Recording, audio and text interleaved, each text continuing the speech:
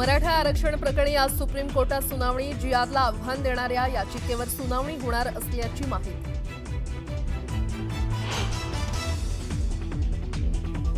बीडमध्ये आज ओबीसींची महाएल्गार सभा। मंत्री छगन भुजबळांच्या उपस्थितीत मेळावा। ओबीसींच्या न्याय हक्कासाठी पुकारणार एल्गार।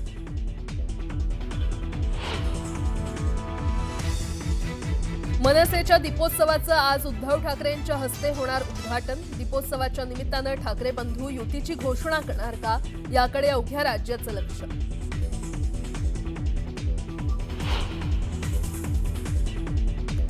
उसाला प्रतिटन 3751 रुपये विना कपात द्या। 10 तारखेपर्यंत मागण्यांचा विचार करा, अन्यथा मैदानात उतरू। राजू शेट्टींचा सरकारला इशारा।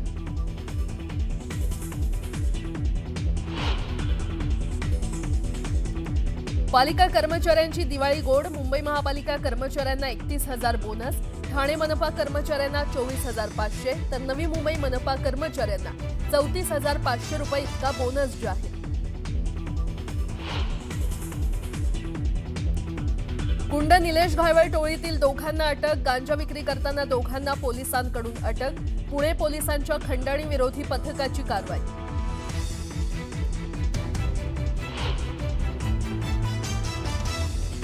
छत्तीसगड आणि महाराष्ट्रात 2 दिवसात 258 माओवाद्यांनी केलं आत्मसमर्पण। छत्तीसगडचा अबुझमाड आणि उत्तर बस्तर जिल्हा माओवाद मुक्त जाहीर। आज 150 पेक्षा जास्त माओवादी छत्तीसगड सीएम समोर करणार आत्मसमर्पण।